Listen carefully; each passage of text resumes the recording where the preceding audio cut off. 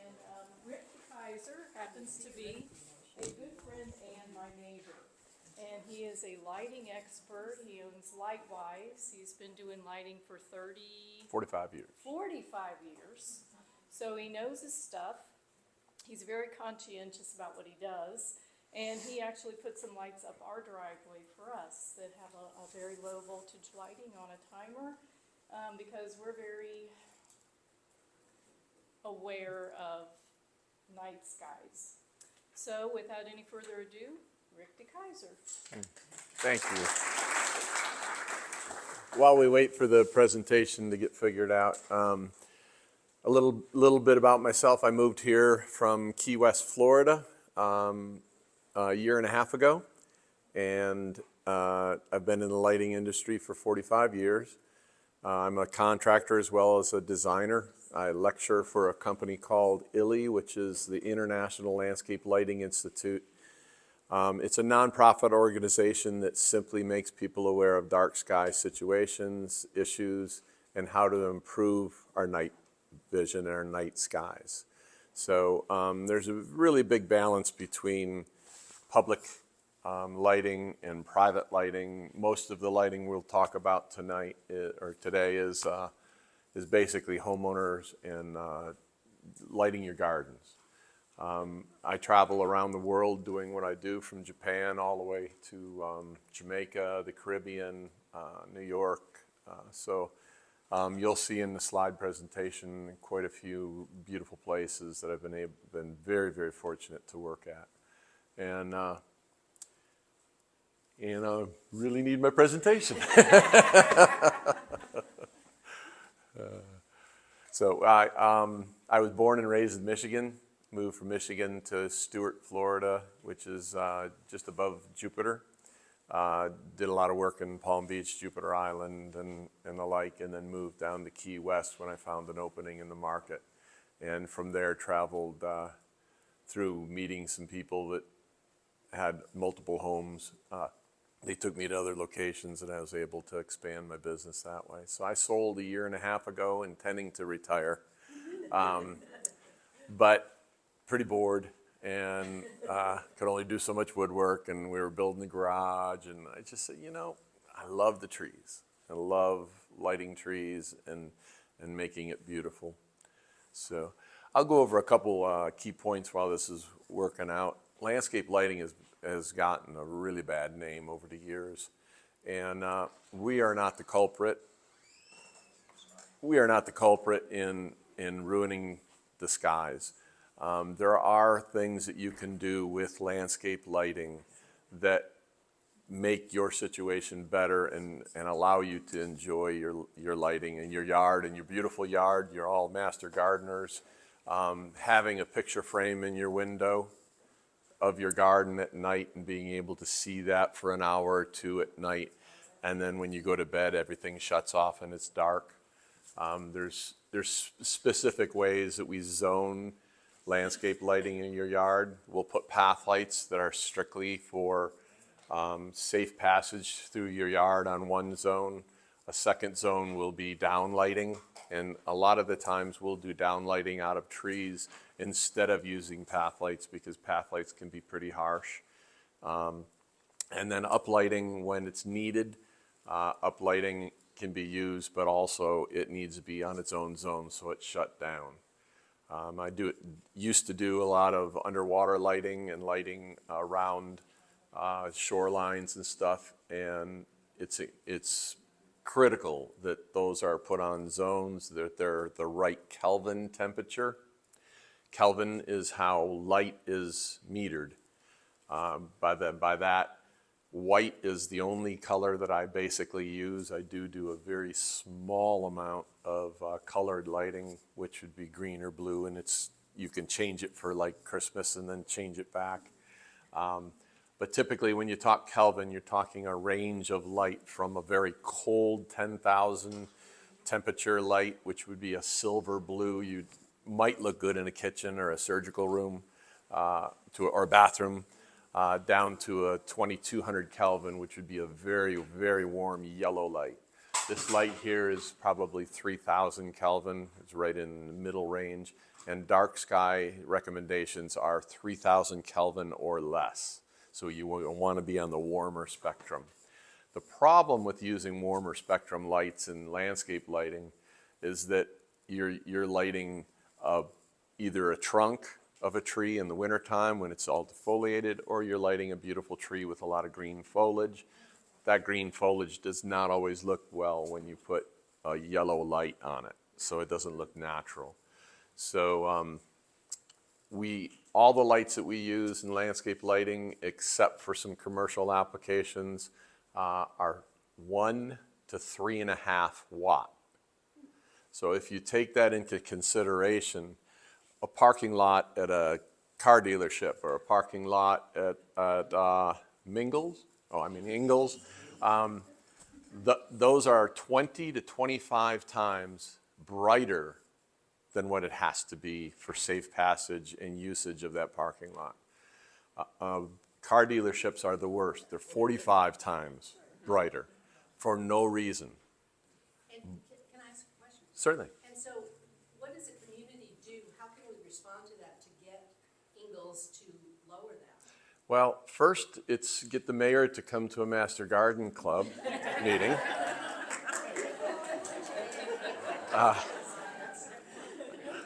No, it's making them aware.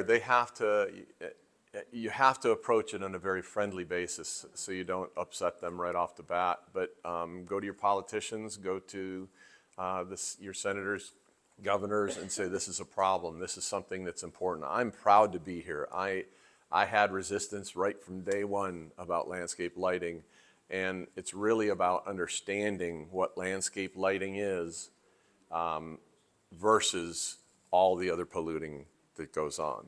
The polluting is the reflective light.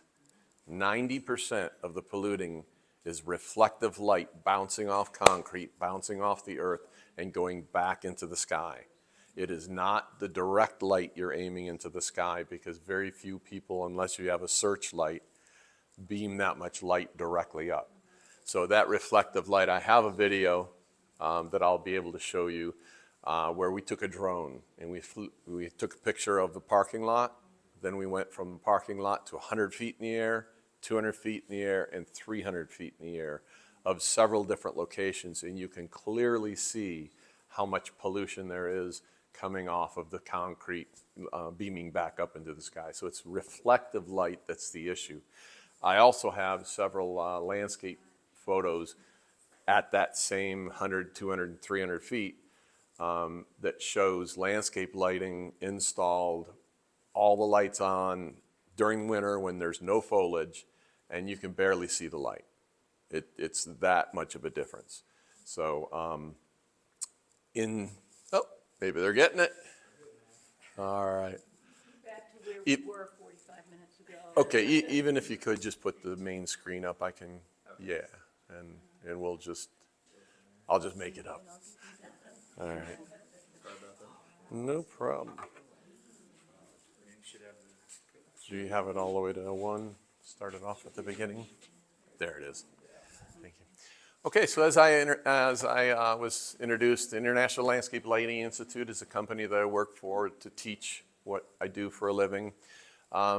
Very concerned about dark sky awareness, and off we go. So light pollution and environmental impacts. This is a picture of light pollution throughout the United States, throughout the world, and you can see that we are one of the major polluters in the evening. This is the United States alone. Most of the East Coast, up through Michigan, down through Florida, quite a bit worse in pollution than out west, but still it's very hard to find a spot in the United States that doesn't have pollution, doesn't have ambient light taking your night sky away. This is what we're talking about when we talk about pollution. This is what we want. We want that light to light down on the ground and be able to give safe passage in and out, either for someone walking, riding their bike, in a car. This is what we do not want. We do not want the spillage of light that comes out and hits someone in the eye, the spillage of light that goes into this building, and then the reflective light that bounces back up into the sky. Street lights are between 3,000 and 15,000 candle watt. So it's really, really bright. And unfortunately, most municipalities go to China and buy the cheapest light that they can buy, and they put it in, and we'll be going over a few of those in a little bit. And it just is not dimmable. It's not controllable. There's no shielding. The community that I moved to, I can't get them to budge on shielding the lights. And literally I have a light that's 600 feet away from my house, and it lights my entire backyard all the way across. So this is what we're looking for. We're not looking for this, all right? This is a simple single light source on the ground lighting up, and it's taken that much away from your night vision. More light is not safer. People have the idea that if you light it and you put a bunch of light out there, that you're going to be safer and be able to transverse and you can see people. It's not.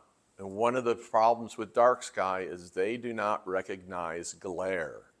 Glare is the problem with night lighting. Even if you have a really good dark sky fixture that only puts light down, glare is where the issue lies.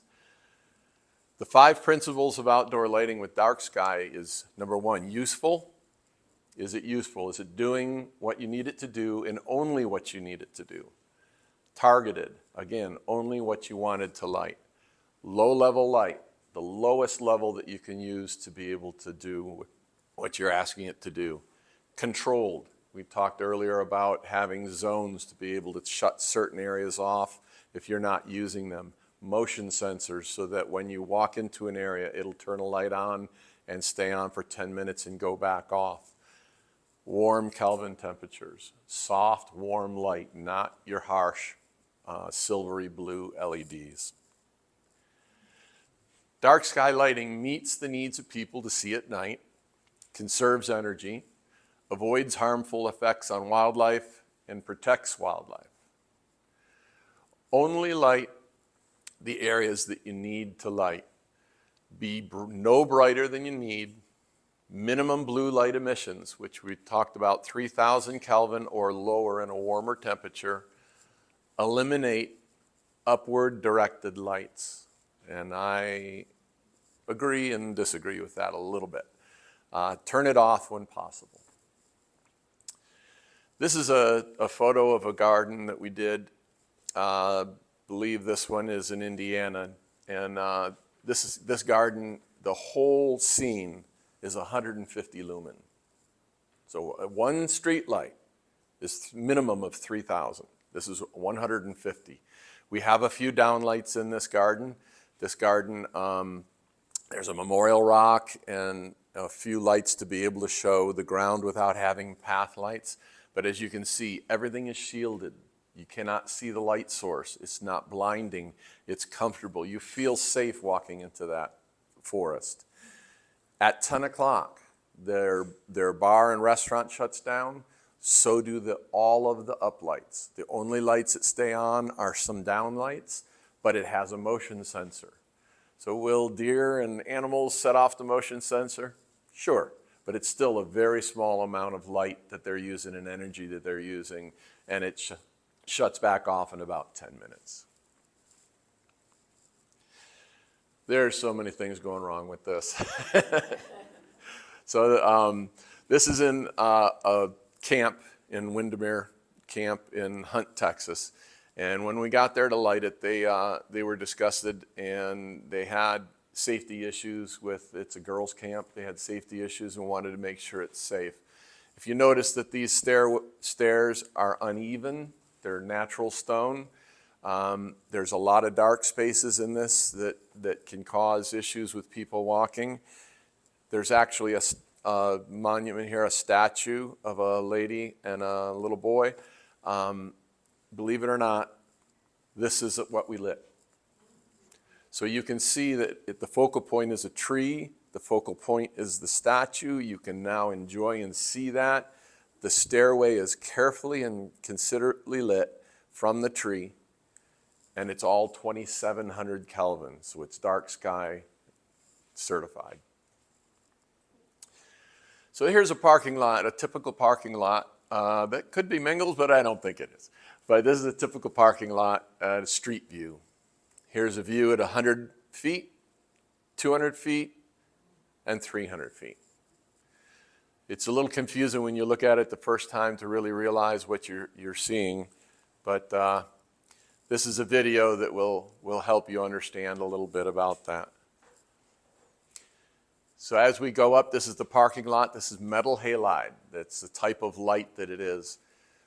This is 6,500 Kelvin, which is way too cold in a car dealership. Look how bright that is. Road intersection at 4,000 Kelvin.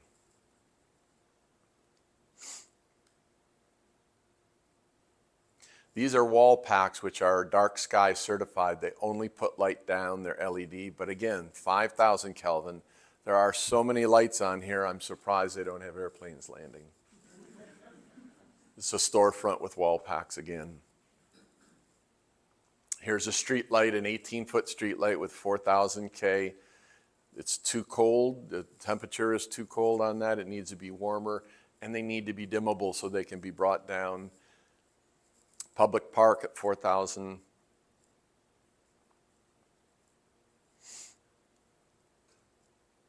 String lighting, many people use bistro lighting. I use a bunch of bistro lighting. Most of my bistro lighting is a very, very small lamp. It's dimmable, and I'll most often have a hood over the top so it only reflects light down.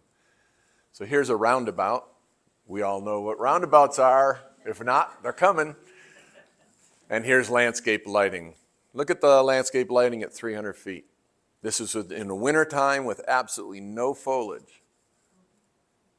That first photo that you saw at eye level, the light level was so low that we had to, in that video, we had to go up two stops to be able to photograph it and see that photograph at night. So what are we concerned about? We're not only concerned about the stars, we're also concerned about insects, birds, turtles, bats, trees and plants. We know that lighting affects all of this, okay? Insects, they're as much affected by lighting as they are by people's homes, by light inside your home.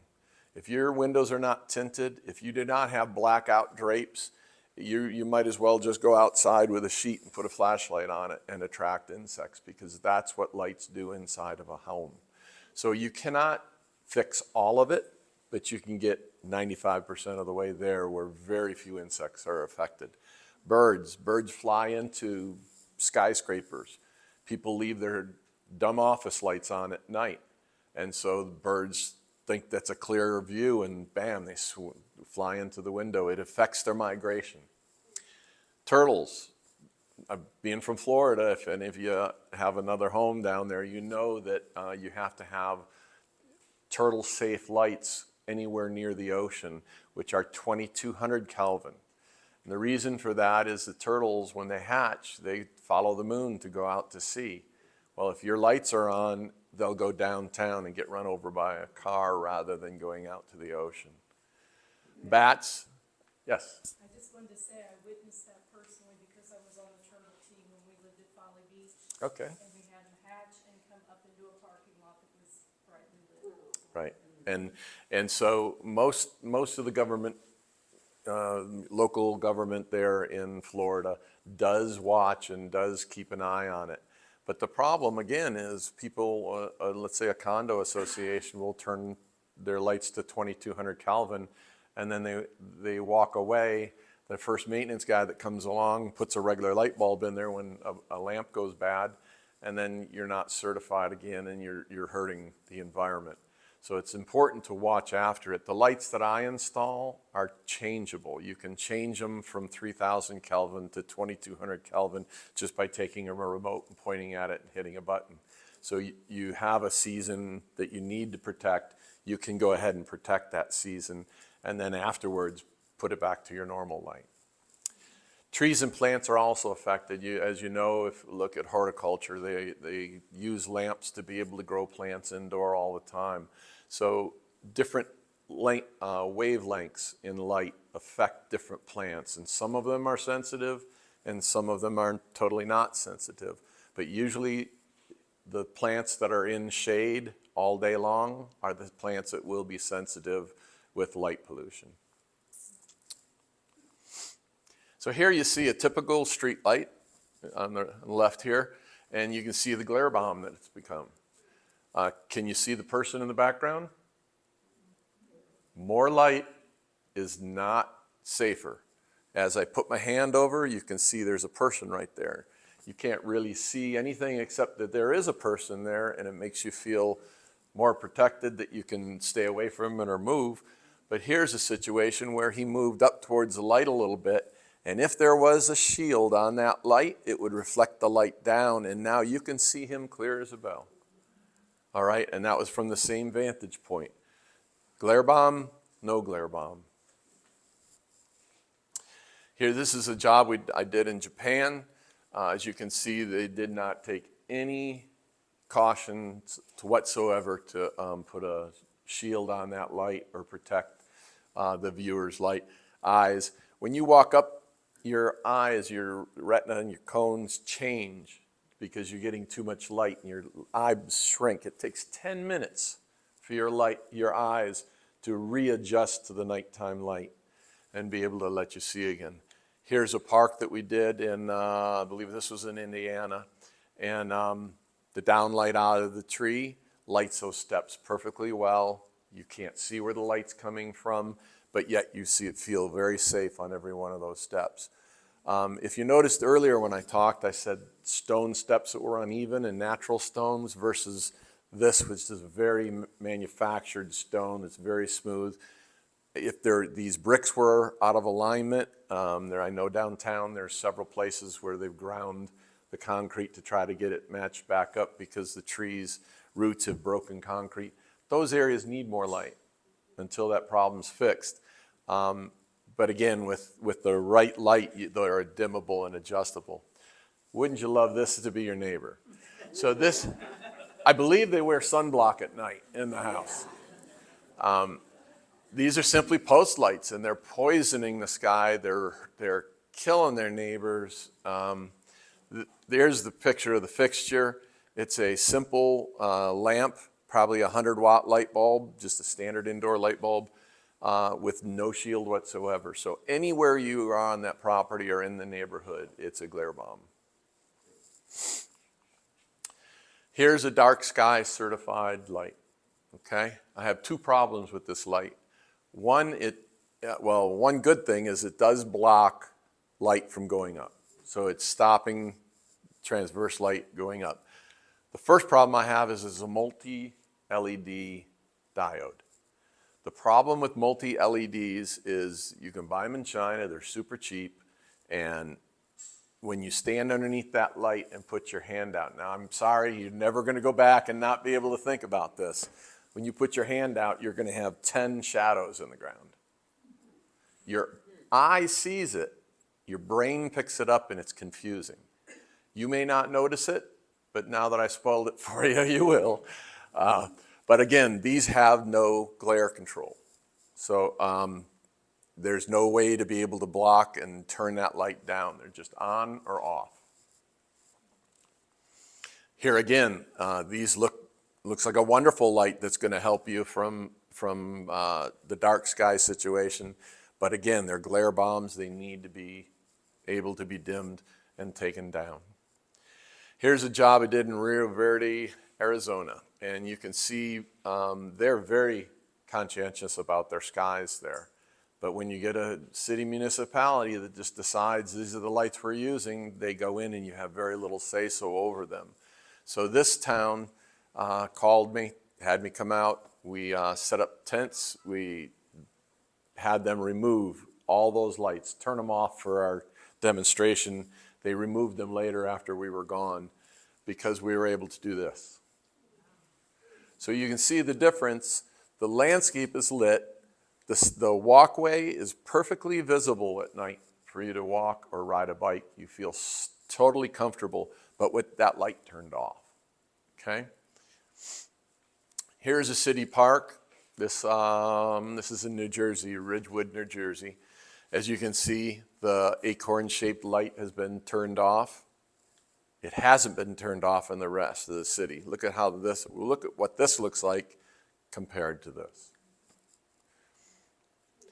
This is going into the park. You can see the flagpole at the end, back inside the park, and you feel totally comfortable being there. There's no glare bombs. It's just safe. We have all the up lights shutting off here at 10:30. All the down lights stay on all night long because it is a city park, but the up lights do come on a motion sensor if needed if someone goes into the park. I brought up the flagpole earlier. It is so important when you do landscape lighting or you're working in your yard to have a purpose in what you're lighting. If you have company come over and they haven't been to your house before, if you light it, that's the way they're going to walk. This is a visual destination. You're giving them a place that you want them to walk. This encourages people to go up those stairs and go and look at that area. This next slide, there's the park again. This slide is taken from standing at the flagpole looking back out of the park. And you can see how safe, you can see how good you feel about being there. But again, the glare bombs that are in the street, it's just terrible. I mentioned earlier path lights. It is very difficult to have a path light that doesn't over illuminate on the ground. So this one is just because of the exposure on the photograph, it looks much hotter than it is. In fact, this is the identical light that I installed at Lynn's house. And the light lamp is 2 watt and it's up inside the top cap.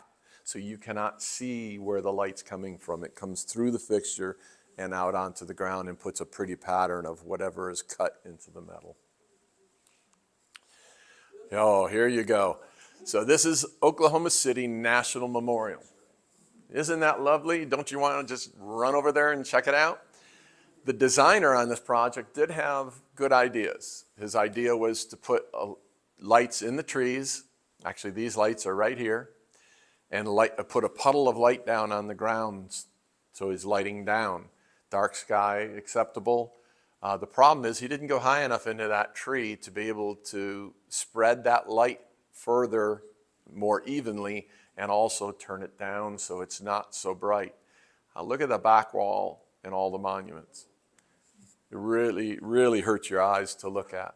And that's one of the big problems with that. So unfortunately, we weren't able to correct it for them. They didn't want to spend the money. So here's a radiant. This is your 2200 Kelvin. This is 6000 Kelvin. So you can see the different colors of blue to yellow. Again, 10,000, 1,000, 3,000 is where dark sky wants you to be. They want you to be here or warmer. Here's an example of 3,000 Kelvin and 4,000 Kelvin on evergreen trees. You can see the differences. This is much crisper. On some things, I do cheat and use a little bit cooler temperature on 1 or 2 lights on a property, and I'll show you an example of that. But for the most part, I'm at 3,000 Kelvin or lower.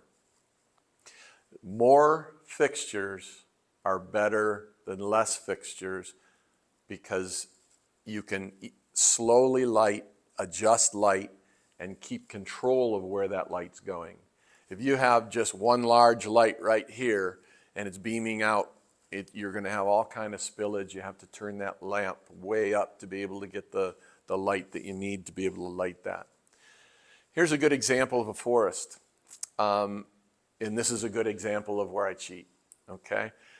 3,000 Kelvin is the brightest light that I've used in this scenario. Some of the foliage, like birches, I'll use a 2700 because it looks so nice on the trunk and brings out the warmth. But you can see here on the grass, On those 5 areas, back here as well, I've downlit with 4,000 because I want the grass to be different. I want it to be just a little bit crisper so people can really see when they move through the woods and go through. This is something that you may do because you have a seating area or a fire pit. And so you don't run it every night. You only run it when you have friends over. You're going to use that fire pit. You use it for an hour or two, and it gets turned back off. This is a redefined approach to exterior landscape lighting and the dark sky recommendations. This is a church that I'll show you in a little bit that we did in Indiana, New Harmony, Indiana. It's a church that looks like a big rose, and inside is a bronze sculpture and lake. We lit that up in 2023. Here's the University of Oklahoma. They called us and were upset with all the glare bombs and the street lights they had. So we came in to retrofit their street lights, make them more acceptable, take the glare out of them, and also remove some of them. We were able to remove some because we did some landscape lighting. If you notice this tree, it's 3D. It's not flat. It's not just 1 or 2 lights just lighting everything evenly. There's a purpose why you use a few more fixtures than just 1 or 2, and it's to get that 3D effect and show the beauty of the tree, show the trunk and the structure, show the heart of the tree. Notice the benches. There's a hedge in the back. All of that, you feel comfortable to go sit down. You feel comfortable in that area. You don't need street lighting. There's a picture of it on the side. You feel totally comfortable walking down that sidewalk. Again, as we talked about earlier, it's a flat sidewalk. There's no breaks in that sidewalk, and it's just easy to transverse through there. But you feel comfortable going and sitting. Here's a part of their park there. You'll notice that there's a gentleman sitting there enjoying his phone on the bench, but he doesn't have a bright light on him. He doesn't have something just beaming and he's enjoying being there. The light value on this tree is the same as the rock. Different structures, wood, cement, grass, they all reflect light differently. So the rock actually looks like it's brighter, but it's not. It's the exact same color temperature, the exact same intensity as a tree. The tree is absorbing more light. This is reflecting more light. You'll also notice that in the background we've lit the perimeter, so the whole park is lit going back. Very soft, but it's lit. You feel safe in that environment because you can see all the way to the back. You know what's going on. You know if there's people in there or not. Again, this is the same walkway that was in that park. And here is a statue that was in the back. We chose to remove the street lights out of here and just have a little bit of dappled light coming from the trees. Again, this is a very smooth surface. There was no tripping hazards. We wanted to make the focal point the eagle and the statue, and then we wanted the dappled light on the ground. We wanted to show that there's beautiful trees and foliage. It's as beautiful in the wintertime as it is in the summertime. Now you have leaves. In the fall, you'll just have branches and a very nice look. I'll show you a picture of that in a little bit. This is in Rio Verde, Arizona. Again, a place that is very, very conscientious about their Milky Way and their skies. All of their path light, come back. All of their path lighting was 2200 Kelvin. It's as soft yellow as you can get. And that was on the ground. It went well with the rocks and the gravel that they had. We used one 4,000 Kelvin light going up into the middle to make that trunk pop a little bit. This particular tree has purple flowers, and if we did not use a cooler light on there, it would make it look muddy. And this is in a community that has a bar and a clubhouse. The bar and clubhouse shuts down at 10 o'clock. These lights go off at 10:20. So even if you're drunk, you better get to your car. This is a park, this Mercer Botanical Garden in Houston, Texas. This is something I wanted to show because the next few slides, because there's path lights. If you notice, those path lights are 4 or 5 feet into the landscape. It serves 2 purposes. It serves a purpose of lighting some of the pretty plants as well as showing you where you're going and lighting the walkway. This garden is only open for like an hour after dark, and then all of the lights are shut down. This is a waterfall, a water feature. We have lighting here in the water feature, lighting up onto the trellis. This area in the background is 300 feet away. And you can see that we have a few things lit that are important, that give a visual destination and draw you to the back and encourage you to walk back. But if you notice here, I have 1 foot candle. How many people know how much light a full moon puts out? 1 foot candle. The front area here is a 0.1, and that's a standard moon, a normal moon that you'd get other than a dark moon. But full moon, just a regular moon, and you feel totally comfortable walking through that scene without overlighting it. This is a gazebo, and I personally designed and got to work on this and was very fortunate. We have 0.5 of a foot candle, so a little bit brighter than a normal moon, but still not a full moon. But you feel totally comfortable walking back to see what that sculpture is in the back. You're giving a visual destination, drawing people to come out and say, please sit down in my gazebo and enjoy it. Now this is in Indiana, New Harmony, Indiana, and this is the outdoor church I mentioned earlier. This was dedicated in 1960. They've had a little bit of lighting, and I don't know if I showed that in here. I may. This is a picture of what it looks like today. We lit this in 2023. So here's my lighting in the front gate. Very, very difficult lighting job. Just to keep it soft, subtle. I'm dealing with a super bright gold, shiny, metallic surface. And it needed to be lighted and lit, but I wanted to play with the shadows and to bring you into the space. This next shows that we use the shadows on purpose to be able to make an arrow on the ground, leading you into the space. There's the church and the statue. It's a Lipschitz statue, so this guy's supposed to be famous. And there it is. Notice that we softly lit, and this is the same as that. So the difference is that this is a metal surface. The outside of this took 7 months with 4 contractors to put all those shingles and cut every one individually to get them on there and redo that. And they did it before we were there so we could light it and make it beautiful. But it absorbs light. So the same light, even though you look here and say, I think that's softer, it's really not. The background is lit, the trees to be able to give you a boundary and to complete the composition in the yard and be able to. What landscape lighting contractors do, they basically take light and use it as paint.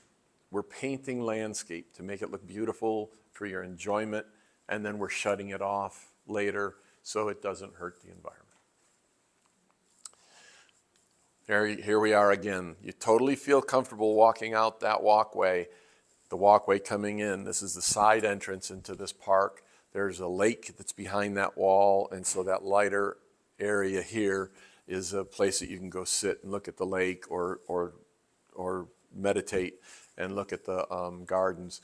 But it's a 1/2 foot candle again. So it's in between a full moon and a normal moon, but it's not overly lit. Here's their cafeteria. 17 lights, not a single uplight. And look how beautiful. When you're inside, you see the trunk, you see the grounds, you feel totally comfortable walking out here, even though it's uneven. You totally feel comfortable walking out there and enjoying that space. Rick, if you back up, where is the light in that big tree? You say there's no lights anywhere? There's one light hidden right here that's coming down and lighting the front of this bush and out over here. There's one light here on this side of the tree, as you can see the lights on this side of the tree. And then it's reflecting on this inside part of the tree. It's important when you light trees that you light the heart of the tree. You have to show that that tree is alive and vibrant, and if you don't, it always looks like you're missing something. The other thing you have to do is light that tree all the way to the ground. Otherwise, when you step back away from it, it looks like that tree's just floating in the air. Like, it's not grounded. So it's important to light it all the way down. And Rick, is there any research about how the light changes the biorhythm of the tree? Well, again, a larger tree, it is well studied that a larger tree doesn't have an effect with lighting. The smaller trees, the younger trees can. But when they're older like this, there's so much of that tree already collecting as much photosynthesis as it can. And the foliage is all up on the top. So we could have put a couple lights in here and lit up the whole canopy, but there was no reason to do so. The only benefit that would have is if you're walking and your eyes are already looking at the cafeteria, the dining hall, you're already looking at the beautiful tree. That was unnecessary to do, so we didn't do that. By the way, that light that's looking down on the ground here is 5 watt. Your typical lamp in your home is 60 to 100, 5 watt. Here's a job in Jamaica. I won't name drop, but Ralph Lauren loves this. These are just uplit, and then there's only 2 down lights that light the pathway coming down, so there's no harsh lights installed in the wall. There's no path lighting. It's just a couple soft down lights and reflection in the pool. Another thing that changes in landscaping, especially in our environment, in Key West, I didn't have it so much in Jamaica and Bermuda, but New York, all through Brevard here, you're going to have a change of seasons. You're going to defoliate, your colors are going to change, so your scene is always going to change. And as a lighting designer, I need to take that into consideration. So if I'm looking at this and it's a normal summer evening, or if I'm looking at it in the wintertime, I have to take that into consideration and know where my shadows are falling, that it's showing the proper area, that it's putting dappled light on the ground. Here's the inside view of a client that I have in Connecticut. On the left, you can see here that there's no lights turned on whatsoever. It was important that they wanted to put art in their home. Art in their home was that they loved their garden, and we have very, very softly lit outside those windows. And look how beautiful that is at night.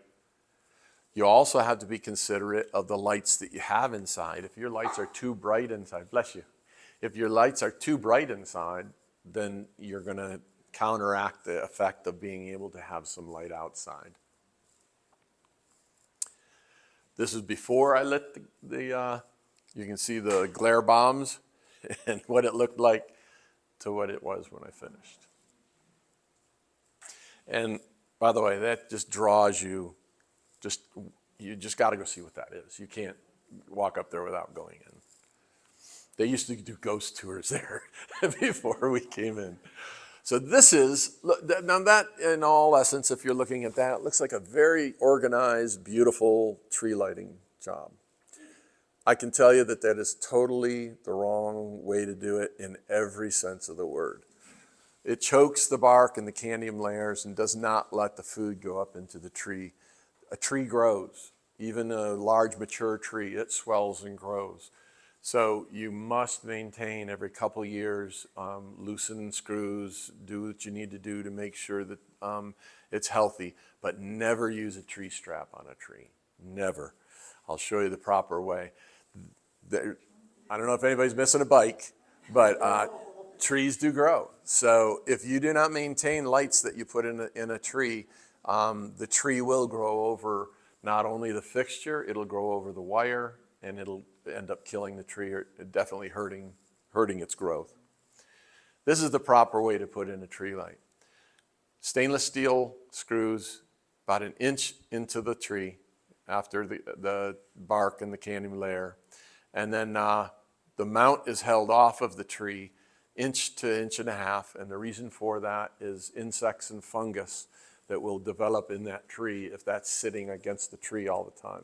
And that's another problem with tree straps, is if you use tree straps, it holds moisture against the trunk all the time. As you can see, it's a stainless steel screw. These are waterproofed wire connections. And then as you go, we use zip ties, UV protected zip ties with a loop at the end, so you can put a screw through and keep that off a ½ inch off the tree or so.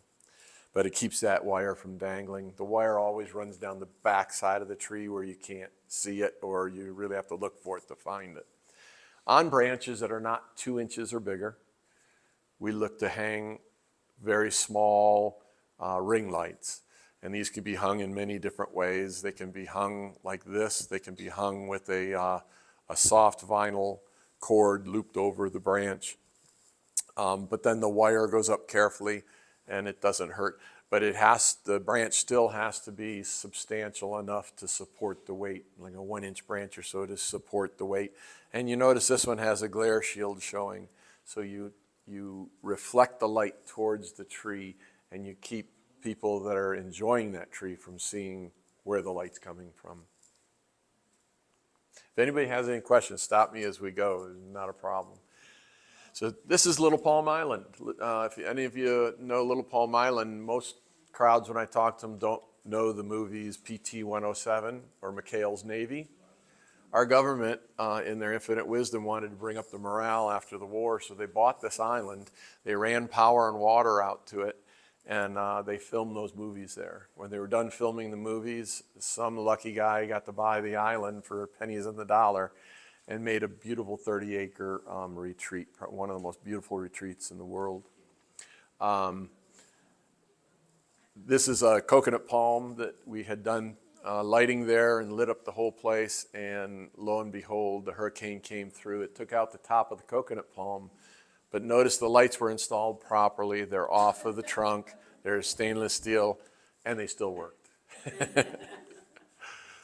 Here's some examples of poor lighting. How often do you buy something and you don't want it to last, or you don't want it to perform the way you want it to perform? The many celebrities and high-end clients that I get to deal with around the world don't want problems. They want what they want it when they want it, and they don't want it to fail and have to work on it. They just want to enjoy it. These are Malibu pagoda lights. They rust out. This one was just broken off of the stem. They're wobbly and just all over the place. People bump them and they're also very big glare bombs. I wouldn't recommend either one. Here's, and if your person's in this audience right now, don't throw anything at me, but this is one of our neighbors. Solar lights. They're made in plastic, out of China. They're as cheap as they come.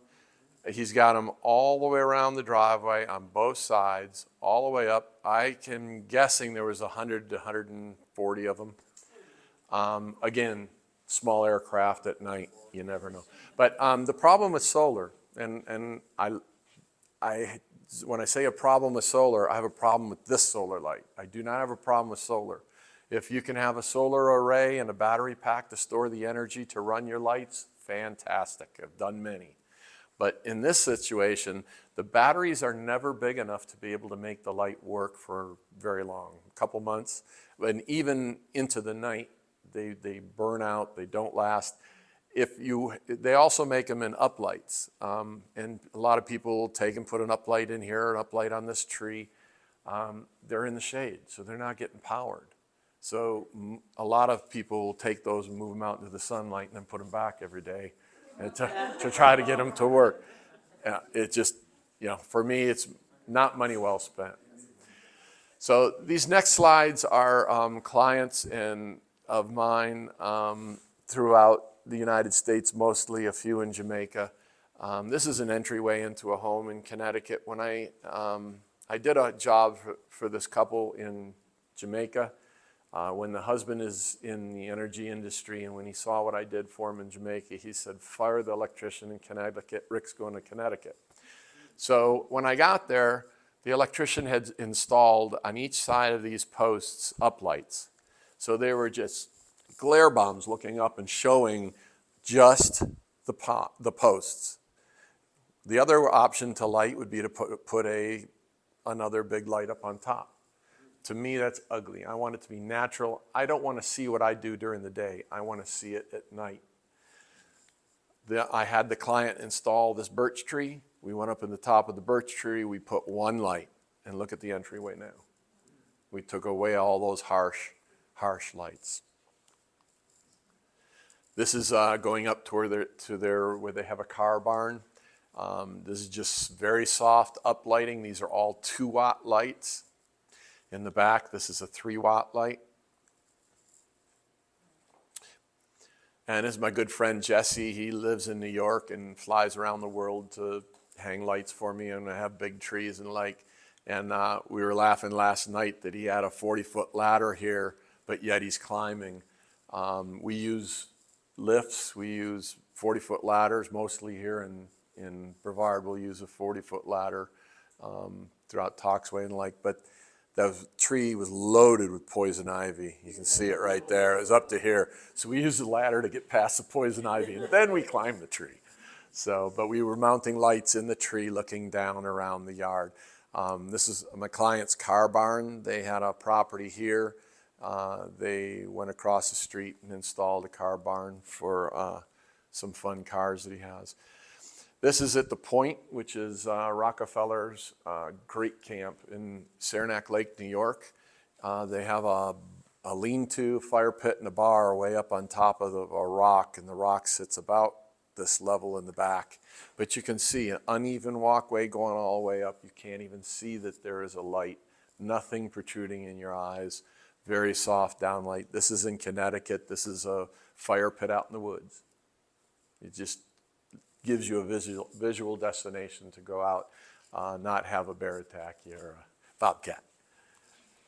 But again, totally put on a switch. You only put it on when you go out there to use it. This is the side entrance to the car barn. This elevation, there's 2 elevations on this building, and it is simply an amazing building. I was so blessed to work on this. Underneath this awning, there are what I call ice cream lights. They're the light with the loop and the hood. And then we have lights in the gutter looking up at the building. And believe it or not, these are very, very soft 2-watt lights. Again, rusty metal on purpose. It absorbs light. Flat red, it absorbs light. But we use the light inside. We hung chandeliers to be able to get that light to come out through the windows, but very soft light. And again, another row of light up here. There's a side view of that same. This is their car wash area. In each one of these bays is opportunity for 8 cars. They're little elevators and everything. So I didn't like the elevators. But you can see just enough light to show the roof line and to light the cupolas, and that's it. Not overlit at all. You can see there's a light underneath the eave here and underneath the eave here that just puts a puddle of light enough in the driveway. This driveway is basically about 100 feet wide.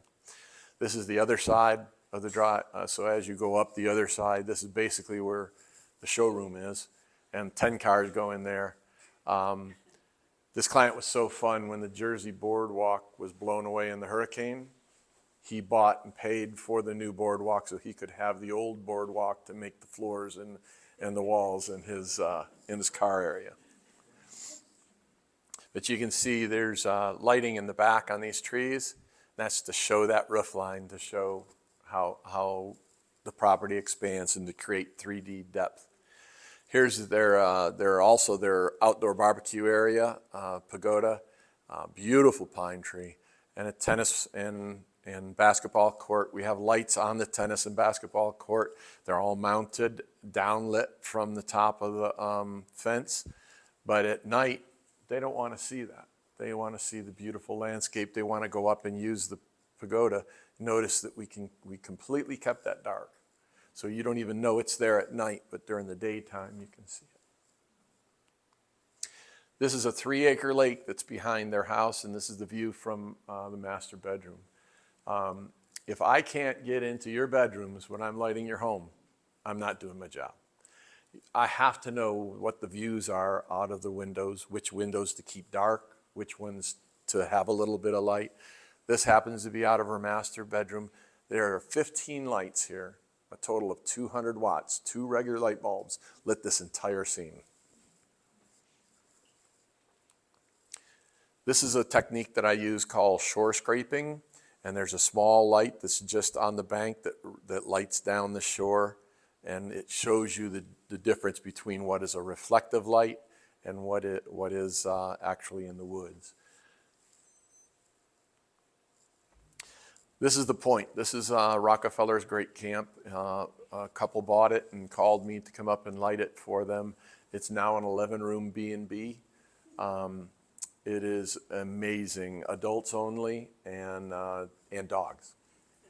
So this says the point in wood. It's just softly lit. In person, you can make it out a little bit better. But again, just 2 little down lights, one catching this, one catching some foliage to make a beautiful entrance. And this is the kitchen area here and the great dining hall. And you can see that I lit a few of the trees behind so it shows the roof line.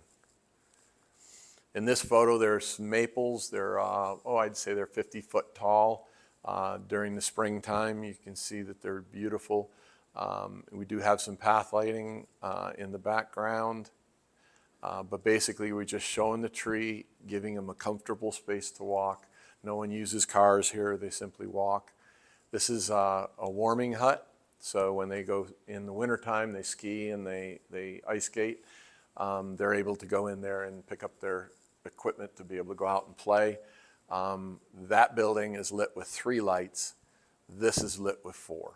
And you can see whenever we're lighting something, we try to give your eye the sense that it's a natural light to make it look normal. The tree lighting, as you can see, is all on the same side of the tree. We're showing the hardscape, all with the light moving in the same direction. Here's that warming hut. So there's 1 light here, 1 light up here, and 1 light up here. That's all there is. Okay, now we're going to get a little fancy. This is Key West. So when you're paying $750 a square foot for your house, you do all you can to include your garden in your house and for entertaining. It expands your square footage. It makes your property more valuable. But the weather is so beautiful all the time. People are in their yard all the time. So this is the front walkway coming up with has grass in between, so it has to have enough light for that. This is another, for instance, where I cheated with a 4,000 Kelvin light. This is a Bismarck palm. They're silvery blue. And by putting a little bit of bluer light on there, it makes that pop. And you can see everything else is green and soft and a little bit of a pop to draw people on that walkway to turn left and go up into their home. This is another view of another client, again with the Bismarck. That's just a little bit cooler. But the play of fronds and leaves and foliage dancing on the ground. This is overly lit, and overly lit on purpose. As Lynn knows, I have dabbled in ponds and waterfalls, and this is a koi pond that I built for this couple with a coral walkway that goes across to it, and they have dinner parties out there. Inside the tiki hut, it's overlit a little bit, and it's so people realize where they're at, and they're having some wine. They're not going to step off into the koi pond. How about some fireworks? 2 3-watt lights lighting that whole tree. And they're from the ground looking up, but tight into the tree. This is the walk to Ralph Lauren's bedroom in Jamaica. We have just soft uplighting here on the side. We have 2 tree lights showing large foliage down on the ground. I know he's told me he feels pretty good walking to bed at night. This is a client in Key West that we did, and we created a visual destination with a waterfall here that's bright red with just a very soft light. It draws people in. This is one home that I really enjoyed because I was also able to light all the artwork on the walls and do both sides of the property, so I could balance this beautifully. And we chose not to light the pots. We chose to light in between and catch the hedge in between and leave some of that hardscape alone. But again, no down lighting that's harsh, no path lighting. I had to use 1 step light and that's right there on that property. And I despise step lights. It just makes it, again, look like a runway and uneven. But that was a pretty good step there, and no way to light it except to do that. But this is his pool. On this side, there's some artwork, which is a rusty metal. We were able to cast shadows on that to be able to bring out some more artwork in it. This again is Little Palm Island. Little Palm Island has turtle issues. So on these post lights that we installed here for Little Palm, we shielded them so they would not go off the edge of the dock. We also have them that they're color changing. So this is the standard color, which is a 2700 Kelvin. But during turtle season, they knock these down all the way to 2000. So it's a very yellow, soft look. But they have to light it. It's a public space. And that's as soft as we could make it around.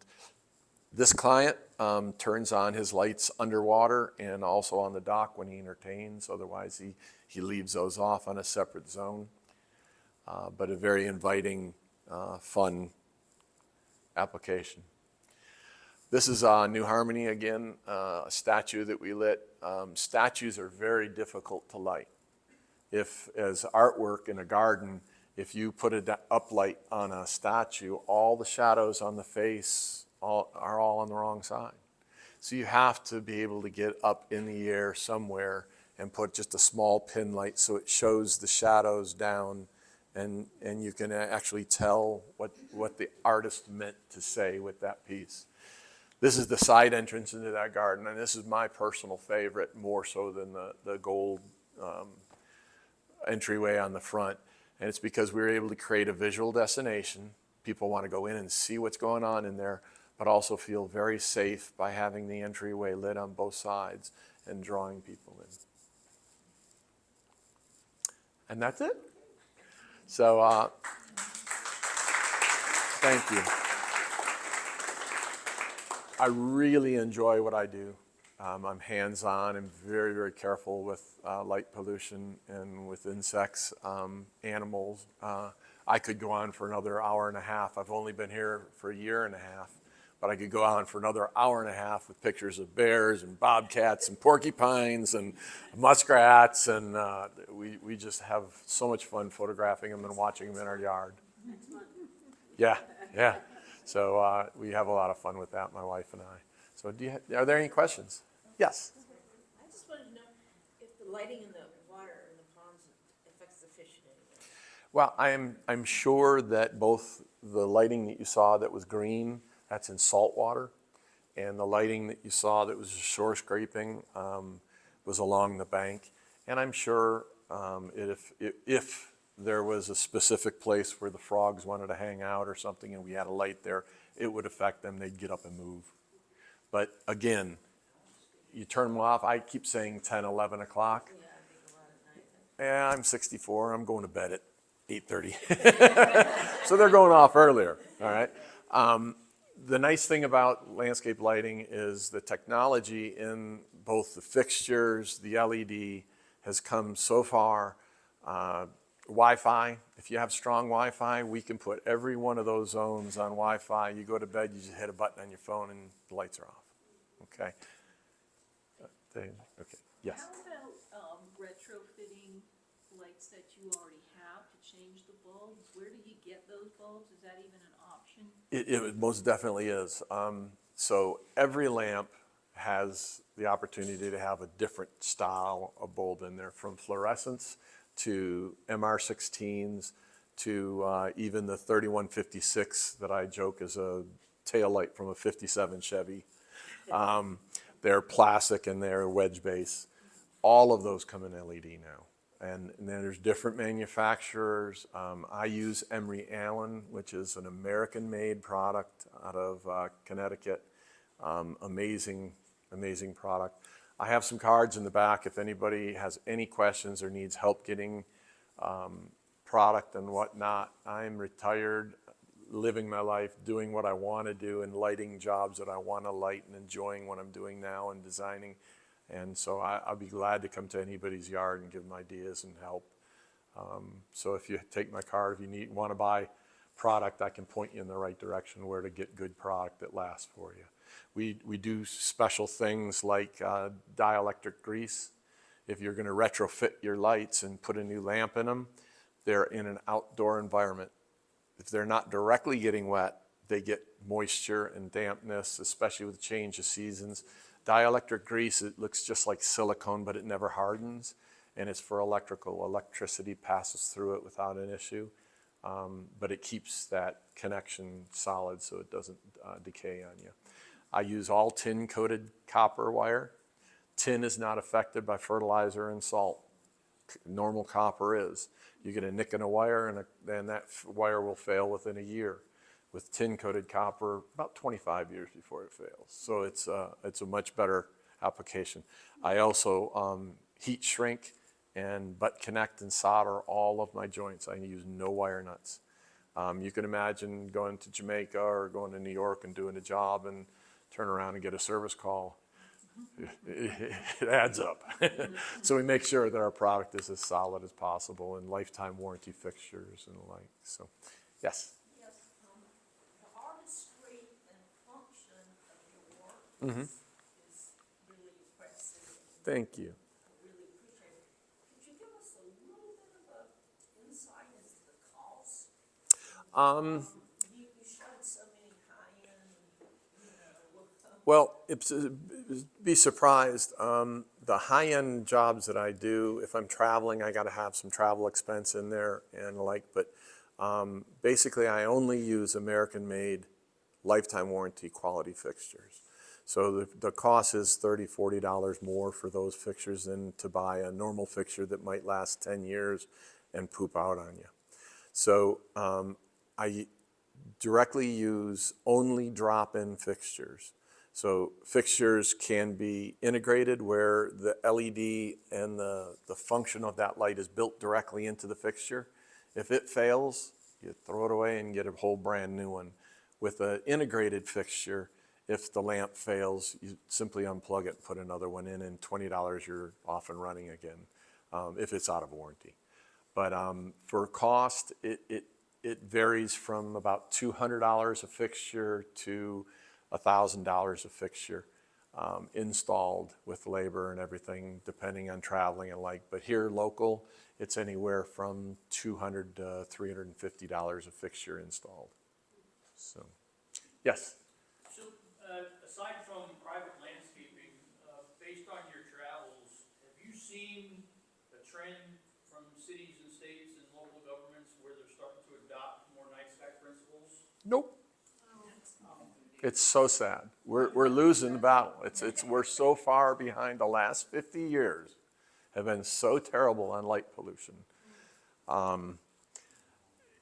Some of those acorn lights that I showed earlier that were the street lights, in the University of Oklahoma, they did not want to change. They wanted that look. They didn't want to get away from that. So we actually took those lamps off the top, the glass, sprayed the inside with a film that would dampen the light leaving and going up towards the sky. And then we dropped in, we had a silicone or a cylinder setup made that looked like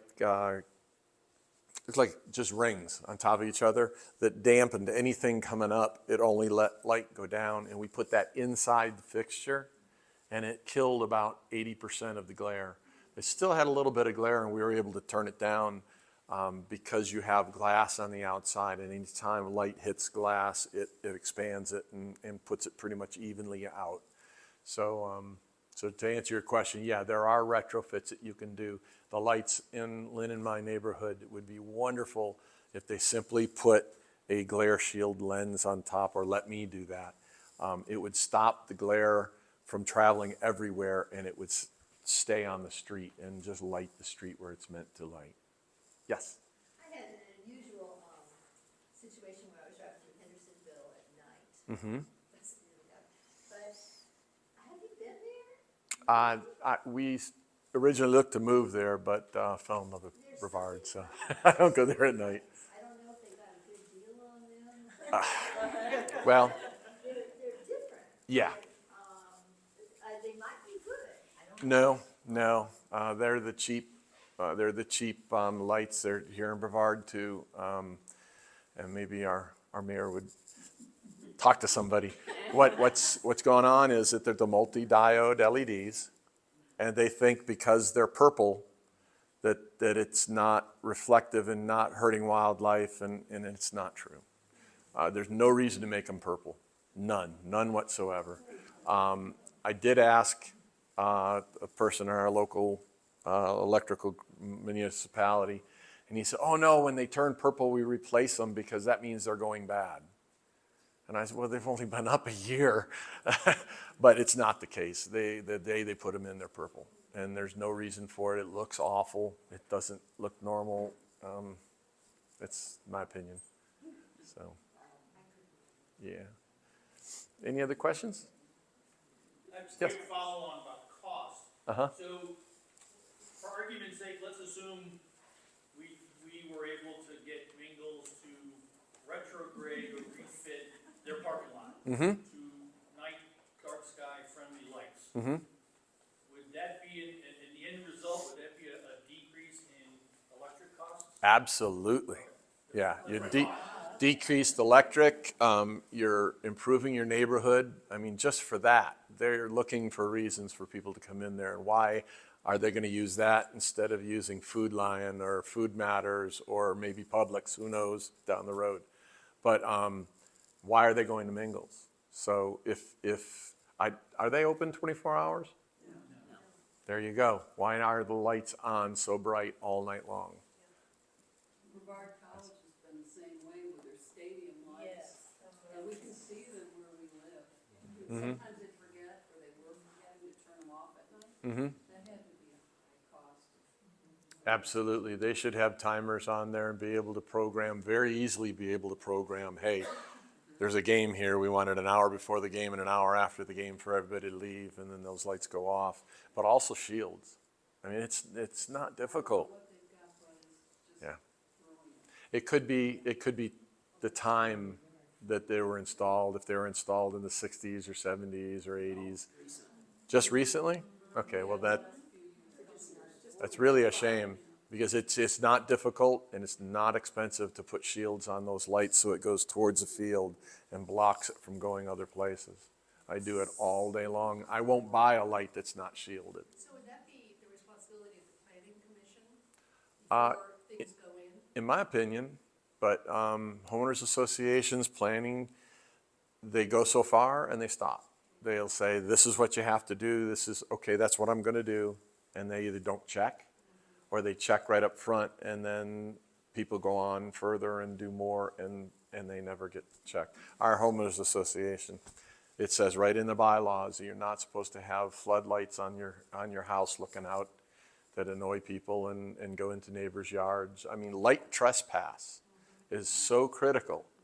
Every job I do, I'm in the yard at night as much as I am during the day, and come back and make sure that we're not trespassing on somebody else, making sure that our light's doing what it does. Many times you'll install a light and you'll intend it to do one thing, and all of a sudden the spillage from that light will do something else, and it's uncomplimentary. 80% of the time it's complimentary and you're going, yeah, I meant to do that. But for the most part, it's not. And so those things can be adjusted and done. But in our homeowners association, it says no. Every single house except mine has, I don't think Lynn has them either, except you do have them in the back of the house for when she walks her dogs, and she turns them on, walks her dog, turns them off, because she has a dog pen. Yeah, and that's very acceptable. But when you have them on the outside of your house, we have a house in particular right at the entrance of our community, and those lights are on dusk to dawn, great big 150-watt spotlights just beaming down into the yard. It makes it hard to even see the house, because it just makes no sense. So, yes. How much does it cost to shield one of those lights? It depends on the light, but it could be anywhere from $10 to $100. But stadium lights are different. They're bigger, and you got to get a crane, you got to get up there. And so the labor to do it is probably the value, not the part itself. But every single manufacturer makes hoods for lights. So, but Even like I showed you, dark sky, landscape lighting isn't the problem. It's the reflective light and it's the glare bombs. You can go through every bit of their literature on dark sky, and they talk all about light going up, reflective light. They don't say one word about glare. And glare is as much problem as anything. So.